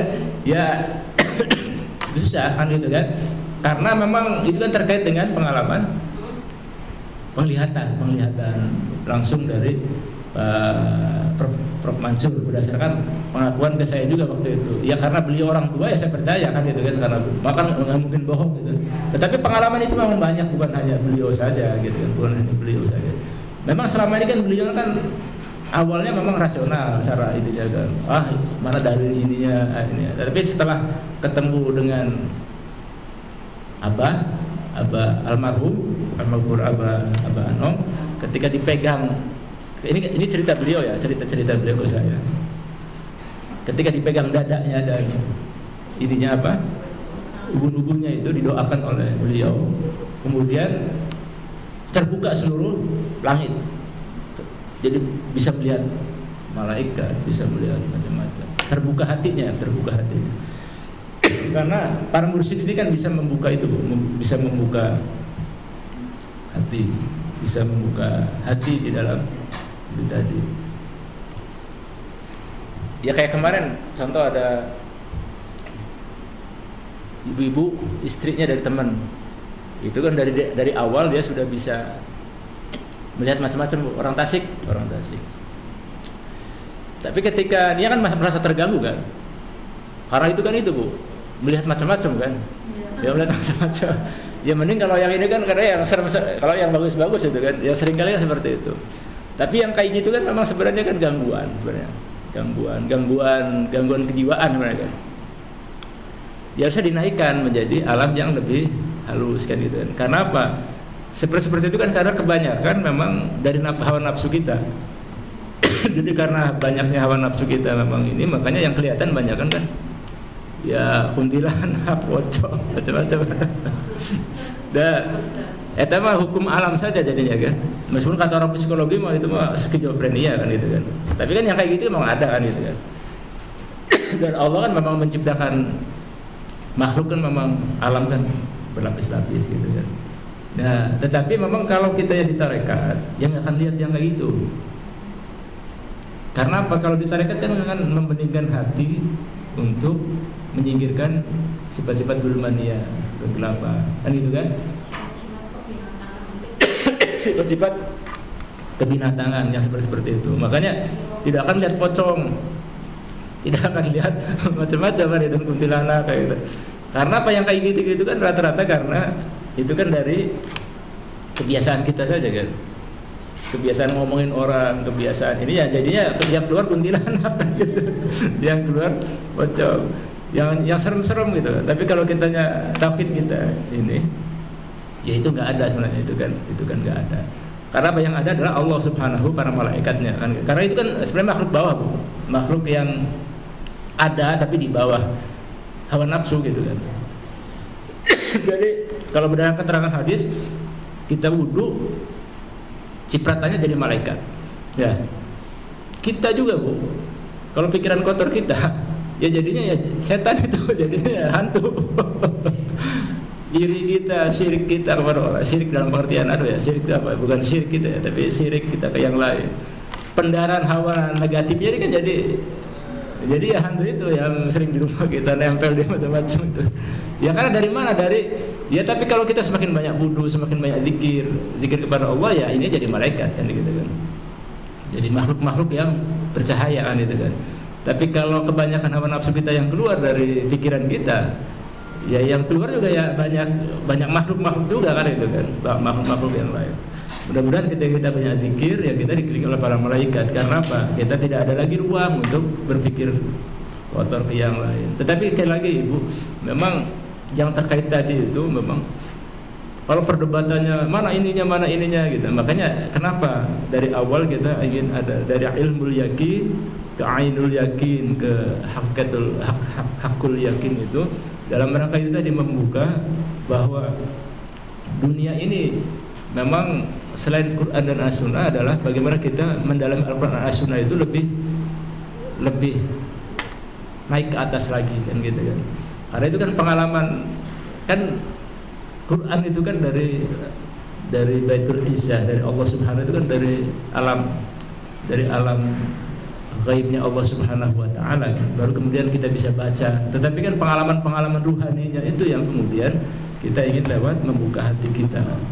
Nah, kayak pengalaman doa-doa kita apakah nyampe kepada ahli kubur kita? Yang dikritik itu kan sebenarnya kan ada lagi nih Bu. Kayak contoh, kalau sebenarnya masalah nyampe enggak kan perdebatan di antara para ulama. Ada yang mengatakan tidak nyampe, orang kalau nggak nyampe udah nggak usah melakukan kan, itu aja kan. Udah nggak usah ribut-ribut, jadi kita malah pasnya di antara kita sendiri. Ya sudah, yang mau doain aja, mau tahlil. Yang sebenarnya yang harus kita perbaiki itu gini. Jadi kalau ada harta peninggalan si mayit terus kemudian digunakan untuk itu harus diselesaikan dulu yang kayak gitu-gitu. Itu yang memang tidak boleh digunakan untuk hal-hal yang sifatnya itu. Jadi kalau belum diselesaikan kan itu kan, jangan sampai tahlilan menghabiskan biaya yang untuk itu. Tapi kan tahlil untuk mendoakan ya sangat bagus kan gitu kan. Nah tinggal yang secara syariat gitu kan, ini harusnya warisan untuk keluarga kemudian dipakai untuk doa, itu yang tidak boleh, yang seperti itu. Jangan membebani yang itunya gitu kan. Yang tidak boleh kan itunya kan. Ngasih makan membebani, justru malah repot kan gitu maksudnya gitu kan. Tapi kalau tidak repot ya justru bagus kan, ngasih orang sedekah ke orang, justru banyak sedekah gitu kan, banyak amal. Yang tidak boleh itu adalah ketika sudah dalam kondisi repot gitu kan, terus kemudian kitanya sendiri jadi repot lagi gitu kan, jadi malah ngutang gitu kan. Kan seperti itu. Makanya para ulama kan seperti itu sebenarnya kan gitu kan. Jadi syariat kan mudah itu. Jangan kemudian kita lagi ditimpa masa musibah terus kemudian kitanya malah menjadi ya itu tadi banyak utang kesana kemari kan gitu kan. Ya sudah, yang ada saja kan. Ya mendoakan intinya kan. Kalau persoalan aja apakah kemudian kita mendoakan, ya kalau mendoakan kan pasti mayoritas mengatakan itu kan sampai kan gitu kan. Karena apa? Itu tadi banyak yang membuktikan itu. Kalau gurunya kan gini, kalau nggak sampai balik lagi, karena nggak balik lagi jadi nggak sampai. Itu mah gurunya seperti itu. Tapi intinya mah gini, intinya itu kan kalau di masyarakat kan ribut gara-gara kayak gitu. Gara-gara ribut, ya sudah lah, yang percaya emang enggak gitu kan, yang tidak ya udah nggak usah gitu kan. Bahwa persoalannya ini mana dari baginda Rasulullah SAW kan, baginda Rasulullah juga kemudian ada warasatul anbiya itu ya para ulama-ulama yang mempunyai pendapat di dalam lebih merinci tentang bagaimana cara berdoa kita kan gitu kan. Jadi ulama-ulama kan bukan orang bodoh kan gitu kan, yang sudah mempunyai hujah seperti itu kan gitu kan. Karena apa? Tidak semuanya. Ya kata lagi, di mana di Qur'annya, mana hadisnya? Ya semua kan Qur'an hadis, ya HP juga nggak ada. Kita main HP ya nggak ada, di Qur'an kan hadis. Kalau kita segala sesuatunya harus ada Qur'an dan sunnahnya kan gitu kan. Ya, orang kita juga banyak sesuatu yang kemudian ada hukum umum, ada hukum khusus kan gitu kan, seperti itu. Ada yang sifatnya ijmali, ada yang sifatnya tafsili, yang lebih detail kan gitu kan. Ya makanya sering diungkapkan kan, kalau kita kemudian belajar tentang sesuatu ya harus menyeluruh. Kita ada Al-Quran, ada As-Sunnah, ada ijma, ada kias. Nanti ada tambahan lagi, ada istihsan, ada maslahatul mursalah, ada maslahatul amma, yang kayak gitu-gitu kan banyak Bu. Para ulama-ulama kan seperti itu. Nah, kalau kita di masyarakat ya mangga, pilihan masing-masing kan gitu kan. Pilihan masing-masing. Tapi para ulama-ulama jumhur mengatakan ya bahwa doa itu sampai. Makanya kita mendoakan, sering kan mendoakan ke orang lain kan. Ya contoh yang paling sering kita lakukan tiap hari, tiap saat 5 waktu itu kan apa? Ihdinas siratal mustaqim, itu kan doa kita. Ya Allah tunjukkanlah kami. Pakainya kan dominnya kan kita bareng. Kita bahwa orang-orang beriman ini adalah ditunjukkan ke jalan yang lurus kan gitu kan. Artinya apa kan doa mendoakan yang lain kan gitu kan. Termasuk Rabbana atina fid dunya hasanah wa fil akhirati hasanah. Kalau memang doa itu enggak berguna bagi orang lain, kenapa ada doa Rabbana atina fid dunya hasanah wa fil akhirati? Artinya apa? Domir bareng-bareng gitu.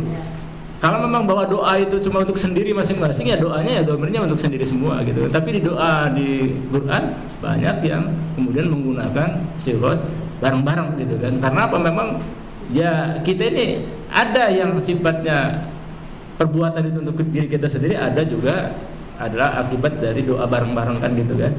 Nah itu mah semua bareng, tapi kita jangan mengandalkan, intinya kan gini, prinsipnya kan adalah jangan mengandalkan orang lain kan gitu prinsipnya. Karena apa? Segala sesuatunya adalah kita yang akan bertanggung jawab, itu kan prinsip dasar. Tetapi bahwa yang lain bisa berakibat ke kita, ya memang di dalam hukum dunia kan seperti itu. Kita orang tua akibat ulah anak kita juga ketepaan kan, itu mah biasa gitu. Kita bapak karena ulah istri atau istri ulah suami, istrinya kena, itu kan biasa kayak gitu kan. Karena apa? Di dalam, tapi kan prinsip dasarnya kan setiap perbuatan masing-masing yang bertanggung jawab, semua punya pahala dosanya masing-masing kan gitu. Tetapi bahwa ada yang kemudian berguna untuk kita, tapi jangan kita mengandalkan yang itu kan gitu kan. Karena apa? Kita mah yang itu mah bonus saja gitu kan. Ya ibaratnya orang kerja, yang sering kita ulang-ulang kan, orang kerja kan memang berdasarkan kerja kita. Tetapi kalau ada nanti dari bos atau dari yang lain dapat kasih hadiah, dikasih macam-macam, itu urusan orang lain kan gitu kan. Tapi yang penting kita bekerjanya profesional lah gitu lah. Ini seperti itu. Kerja profesional, bahwa pahala itu dari kita dan kemudian dosa juga kita yang akan nanggung kan gitu kan. Nah, tetapi bahwa ada orang lain yang kemudian ini yang doakan kita, ya alhamdulillah kan gitu kan. Makanya para ulama-ulama itu kemudian membuat formulasi doa itu yang ba'da sholat itu kan. Kalau pada sholat kan, kalau kita para kiai-kiai kita biasanya kan nggak ada dicontoh oleh Rasulullah langsung. Yang astaghfirullahaladzim li wali walidayya wali ashabil huquqil wajibati alayya, kan gitu kan. Kalau kita ini dihafalin dulu. Jadi ya Allah ampunilah aku, li wali walidayya, dan kemudian kedua orang tuaku, wali wali masyayikhina wali ikhwanina wali jami'il muslimin wal muslimat. Jadi kita ini setiap saat mendoakan diri kita, mendoakan orang tua kita, mendoakan ya ini teman-teman kita di jamaah kita bareng-bareng. Karena apa? Jangan sampai gini, kita ini di akhirat ditagih oleh Ibu Zubaidah. Orang ngomongin nih saya dulu di ini belum minta maaf, hukukul adami kan belum. Tapi naudzubillah jangan sampai seperti itu. Kemudian ini sampai dibawa mati. Tapi kan bisa jadi kita lupa atau macam-macam. Tapi kalau kita mendoakan di dunia kan kita sering ulang-ulang. Kalau kita mendoakan yang orang-orang yang kita ini, ya insya Allah nanti di sana kan senang mereka ya gitu. Oh iya kan kita nggak pernah tahu kan gitu kan. Makanya para ulama-ulama itu kan sebenarnya kan itu kan ajaran dari Rasulullah, tapi dikompilasi, dibuat redaksinya gitu kan. Memang redaksi langsungnya mana? Redaksi itu dari Rasulullah. Hadisnya mana? Yang nggak ada. Hadisnya macam-macam. Hadisnya banyak. Hadis tentang keutamaan mendoakan, meminta ampun untuk kedua orang tua. Ada hadisnya. Mendoakannya sama orang-orang yang misalkan kita sampai anak cucu itu tangga untuk bersih gitu bisa? Ya yang penting kita doakan kan. Yang penting kalau masalah Allah yang mengabulkan kan ininya Allah kan itu kan. Yang penting kita berdoa. Yang penting kan kita ya kita kan nggak pernah tahu doa kita dikabul. Yang penting itu tadi. Jadi nanti kalau walaupun kita udah meninggal, anak cucu sudah terdoakan gitu. Ya itulah ya, makanya kemudian yaitu tadi li walidayya wali ashabil huquqil wajibati alayya. Nanti di buku-buku doa sebenarnya ada di buku-buku sholat itu sebenarnya ada yang lengkap ya, maksudnya yang lengkap. Jadi untuk saya, untuk kedua orang tua, ya mertua itu yang redaksi tadi li walidayya wali ashabil huquqil wajibati alayya, dan orang-orang yang terkait dengan kewajiban saya. Bahwa hadis tentang bagaimana mendoakan orang tua kita supaya diampuni, ada hadisnya gitu kan. Mendoakan orang lain diampuni, ikhwan muslimin muslimat, kan di Quran ada kan itu kan. Doa kita untuk para muslimin muslimat kan ada juga yang seperti itu. Nah ini kan memang menjadi bagian dari keinginan itu tadi. Jadi seperti itu. Jadi itu Bu. Jadi mudah-mudahan yang tadi pengalaman dari itu memang ini kan bagian doa, saling mendoakan. Karena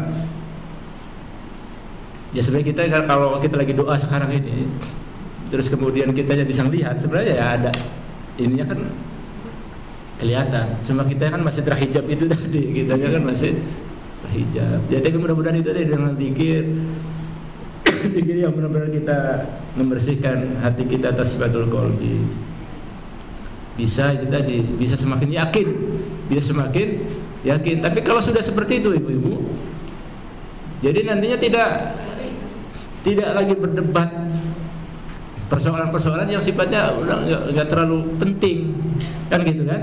Karena apa, kalau berdebat biasanya kan persoalan-persoalan yang sifatnya dalil kan gitu kan, bahwa kita harus menggunakan dalil, menggunakan kaidah-kaidah itu harus kan seperti itu. Tapi kemudian harus lebih arif, bijaksana terhadap berbagai perbedaan-perbedaan yang ada. Mangga itu mah masing-masing, tiap orang kan punya ininya masing-masing kan seperti itu Bu ya. Udah ini gak usah dalilnya, mangga itu kan urusan ini kan gitu. Tapi ya sudah apa ya kalau ada rezeki apa salahnya kan gitu kan mendoakan orang tua. Malah kewajiban kan, kalau mendoakan kan kewajiban anak terhadap orang tua kan itu kan sedih Bu, masa ditinggalkan nggak mendoakan. Birrul walidain kan gitu kan. Kalau mendoakannya sendiri ya mangga, kalau bareng-bareng lebih afdol kan, bareng-bareng kan lebih afdol. Kalau sendirian ya mangga, itu kan ya, kewajibannya kan mendoakan. Kalau kemudian dengan sodako, dengan banyak yang sodako kasih makan, bagus kan gitu kan, bagus. Yang penting jangan memberatkan, jangan kemudian malahan membuat mudarat yang lebih banyak kan seperti itu. Ya mudah-mudahan seperti itu ibu semuanya. Banyak amalan-amalan para ulama-ulama kita sebenarnya. Yang penting istiqomah. Jadi di ayat Al-Quran yang kita baca itu juga ada mengandung keberkahan bagi kita semuanya ketika kita mengamalkan satu. Karena dia kata jangan ini itu cuma mengkhususkan itu kan itu. Ya kita tidak mengkhususkan itu, tetapi itu menjadikan apa ya keberkahan bagi kita semuanya. Ada satu ayat yang ini para ulama Bu, yang mungkin semangga kalau mau diamalkan. Ini supaya kita mudah-mudahan umur panjang, keberkahan, rezeki sampai tua nanti. Yaitu di At-Taubah ayat 128 yang mungkin sudah banyak yang hafal. 128, 129. Ini perjuangan bagi Rasulullah yang berat itu. Yang laqad ja'akum, pernah enggak ya? Laqad ja'akum rasulun min anfusikum azizun 'alaihi ma 'anittum harisun bil mu'minina raufur rahim fa in tawallaw faqul hasbiyallah la ilaha illahu 'alaihi tawakkaltu wa huwa rabbul 'arsyil 'azim. Ini dua ayat terakhir ini Bu. Ini biasanya ini sering kita baca. Ini sebenarnya perjuangan dari Rasulullah, tetapi para ulama-ulama ini di belakang itu ada rahasianya Bu, ada rahasia yang besar. Rahasia untuk supaya kita bisa umur kita panjang, mudah-mudahan kita rezeki kita dimudahkan gitu kan, tidak diwafatkan dalam keadaan kecelakaan atau yang menimpa kita. Itu 7 kali tiap ba'da sholat subuh atau maghrib, yang itu 7 kali.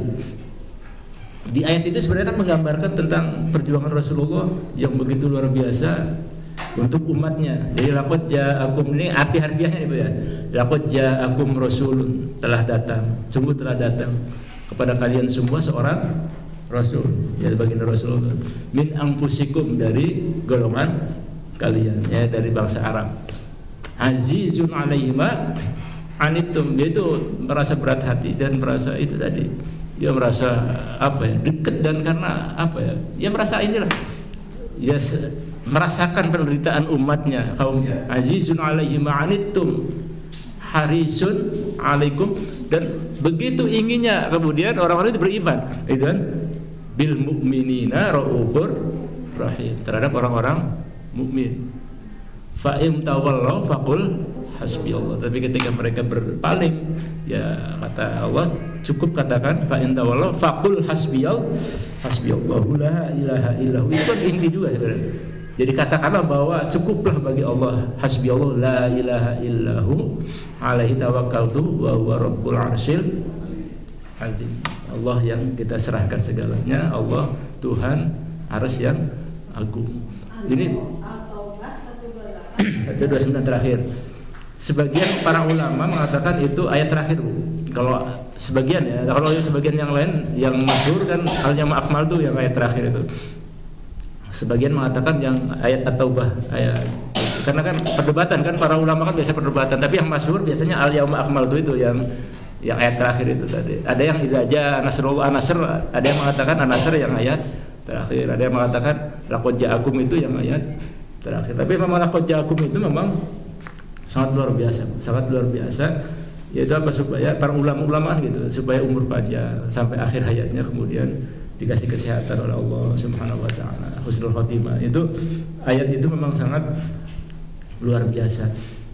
Ya bukan berarti kemudian kita ulang-ulangnya itu saja gitu kan. Ya, yang penting itu tadi.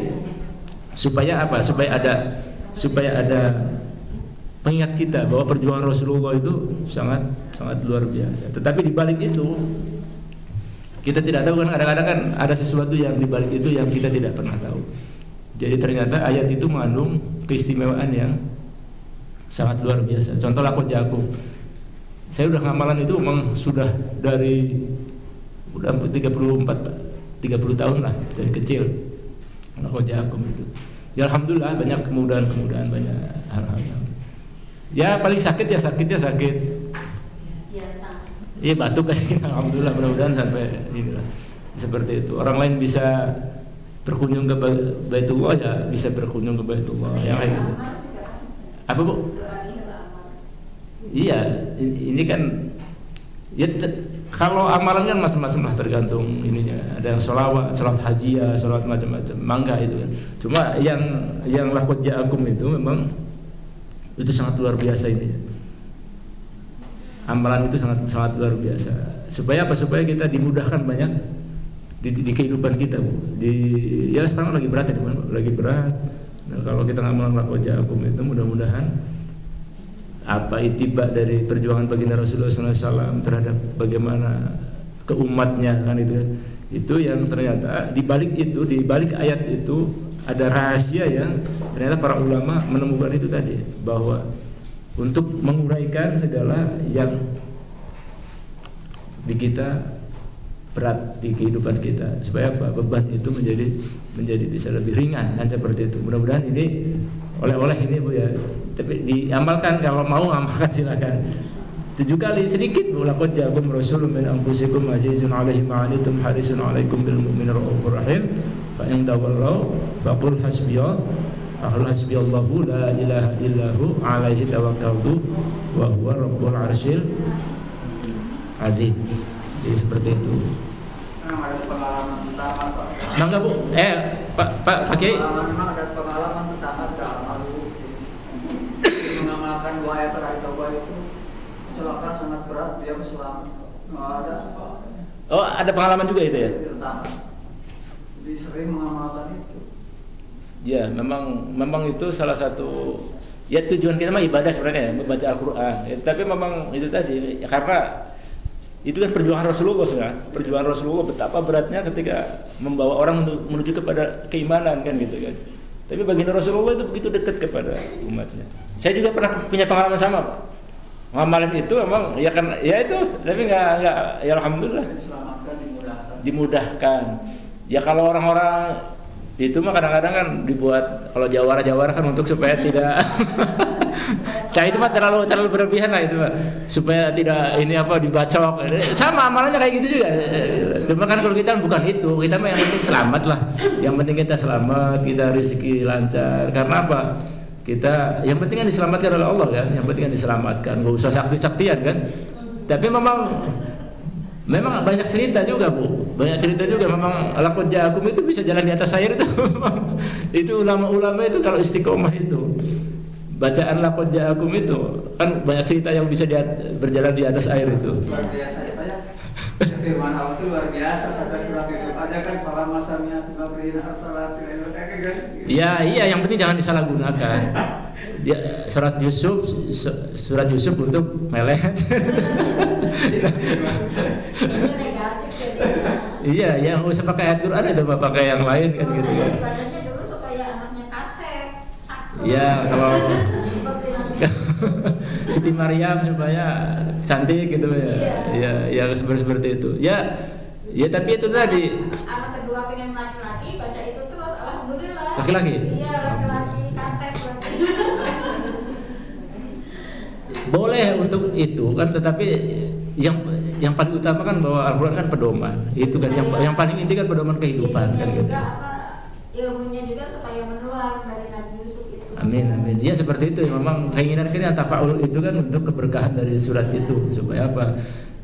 Tetapi ya memang Al-Quran intinya adalah pedoman kehidupan selamat dunia akhirat kan gitu kan. Tetapi kan yang namanya Al-Quran karena ini dari Allah mukjizat, ya banyak hal yang kemudian bisa diinikan dari hitungan ayatnya, dari rahasia hurufnya. Tapi intinya untuk kehidupan manusia supaya apa? Supaya tidak tersesatkan itu intinya apa? Minadzulumati ilan nur kan itu intinya. Ya kita juga jangan kemudian mengarahnya ke arah-arah itu, jangan rezeki macam-macam ya itu kan terlalu sempit. Bahwa yang namanya barokah itu bukan sekedar ya tapi rezeki memang kadang-kadang duit juga kan gitu kan. Tapi yang namanya keberkahan itu adalah kemudahan-kemudahan dalam kehidupan kan gitu kan.